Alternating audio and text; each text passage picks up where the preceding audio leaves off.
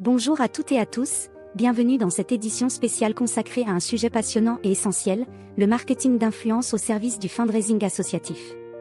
Aujourd'hui, les associations font face à un défi de taille, comment mobiliser des fonds dans un monde où les donateurs, notamment les jeunes générations, sont submergés d'informations et exigent davantage d'authenticité et de transparence? Dans ce contexte, une nouvelle approche se démarque, le marketing d'influence. Ce levier, souvent associé aux marques commerciales, peut aussi devenir un outil puissant pour servir des causes sociales. Mais comment l'utiliser sans compromettre les valeurs fondamentales des associations? Quels sont les risques, mais aussi les opportunités qu'il offre? C'est ce que nous allons découvrir ensemble.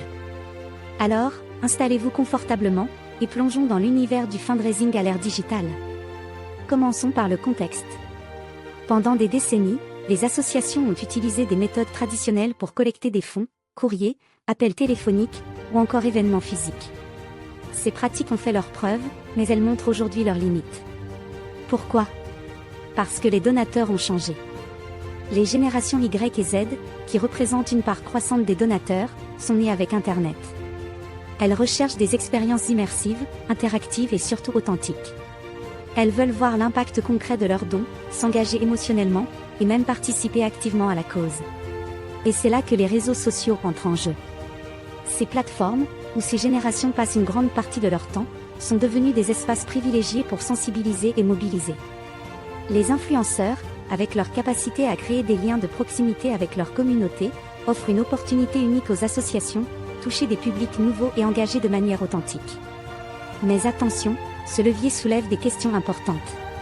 Comment éviter que ces campagnes ne soient perçues comme trop commerciales? Comment garantir que les valeurs fondamentales des associations soient respectées? Et comment s'assurer que ces collaborations bénéficient à tous, influenceurs, associations et donateurs? C'est pour répondre à ces interrogations que j'ai formulé la problématique centrale de ma thèse: comment les associations peuvent-elles tirer parti du marketing d'influence pour mobiliser des fonds de manière efficace, tout en respectant les principes d'éthique et de transparence? Pour répondre à cette problématique, ma recherche s'est fixé 3 objectifs principaux. Analyser l'impact du marketing d'influence dans le secteur associatif, en explorant ses forces et ses limites. Identifier des bonnes pratiques, à travers des exemples concrets de campagnes réussies. Proposer des recommandations pratiques, pour que les associations puissent utiliser ce levier de manière durable et éthique. Pour cela, j'ai pu analyser des campagnes emblématiques comme le Z-Event, qui mobilise chaque année des millions d'euros grâce à des streamers passionnés. Et faire une étude des tendances digitales et des attentes des donateurs modernes. Ce cadre m'a permis d'identifier des leviers stratégiques essentiels.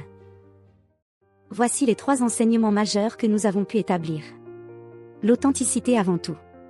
Les campagnes d'influence réussies ne dépendent pas uniquement du nombre d'abonnés, mais de la sincérité des messages. Prenons l'exemple du Z-Event, cet événement caritatif, porté par des streamers engagés, a collecté plus de 10 millions d'euros en 2022. Pourquoi? Parce que les participants croyaient profondément aux causes qu'ils défendaient, et cela transparaissait dans leurs messages. La transparence comme fondement.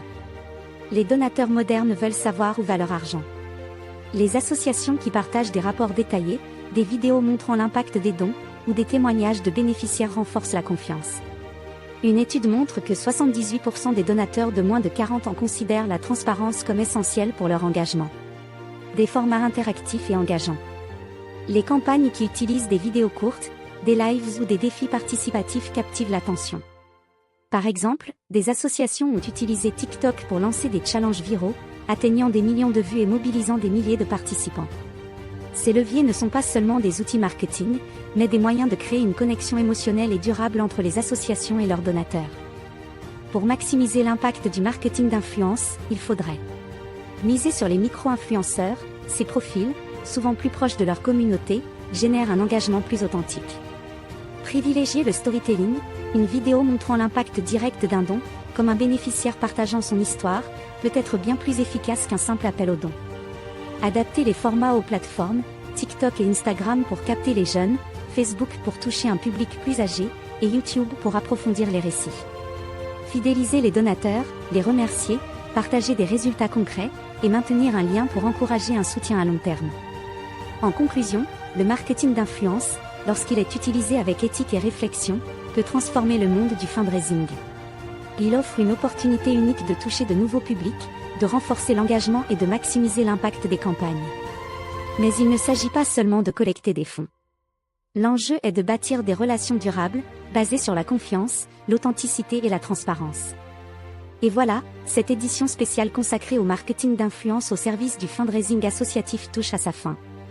Alors, que vous soyez membre d'une association, influenceur ou simple citoyen engagé, souvenez-vous, chacun de nous peut contribuer à transformer le paysage du fundraising. Ensemble, réinventons la solidarité à l'ère digitale.